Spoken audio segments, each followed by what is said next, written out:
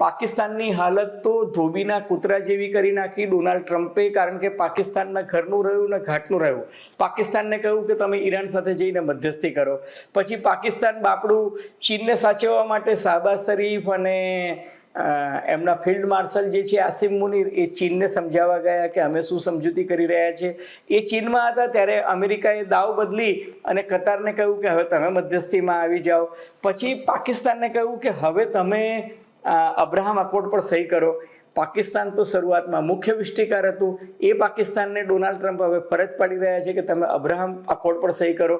પાકિસ્તાનના શાહબાઝ શરીફ બે હાથ જોડીને આસિમ મુનીર સાથે અમેરિકાને જાણે વિનવી રહ્યા હોય તેમ કહે છે કે સાહેબ અમે જો આ કરીશું તો ઇમરાન ખાનની વાત સાચી પડશે, કારણ કે ઇમરાન ખાનને જ્યારે જેલમાં પૂરી દેવામાં આવ્યો, ઇમરાન ખાનનો તખ્તો પલટ થયો, ત્યારે ઇમરાન ખાને જાહેરમાં છેલ્લી જાહેર સભામાં કહ્યું હતું કે આ શાહબાઝ શરીફ અમેરિકાનો પિઠ્ઠું છે અને શાહબાઝ શરીફનો મુખ્ય એજન્ડા ઇઝરાયલને માન્યતા અપાવવાનો છે.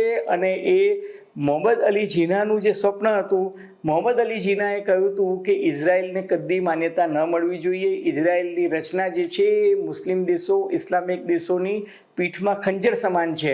અને એટલે જ પાકિસ્તાને પોતાના પાસપોર્ટ પર એવું લખ્યું છે કે valid to all Nations accept Israel, એટલે ઇઝરાયલને બાદ કરતા દરેક દેશોમાં અમારો આ પાસપોર્ટ જે છે એ માન્ય રહેશે. એટલે ત્યાંની પ્રજાનો લોકજુવાળ જે છે ઈરાન તરફી છે, મુસ્લિમ દેશો તરફી છે. તમને જો યાદ હોય તો આયાતુલ્લાહ ખોમૈની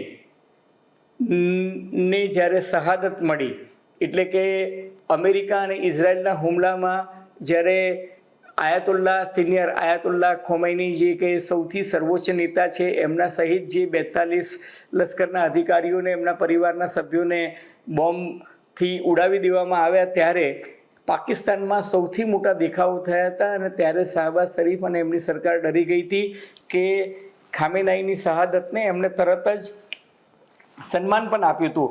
એ સંજોગોમાં પાકિસ્તાને પણ પ્રેમથી અમેરિકાને કહી દીધું છે કે પેલેસ્ટાઇનને જો માન્યતા ન મળે તો અમે ઇઝરાયલને માન્યતા ન આપી શકીએ. એટલે પાકિસ્તાને પણ સ્પષ્ટ ના પાડી દીધી, કારણ કે પાકિસ્તાનની હાલત તો આગળ કૂવો ને પાછળ ખાઈ એના જેવી થઈ શકે એવી હતી.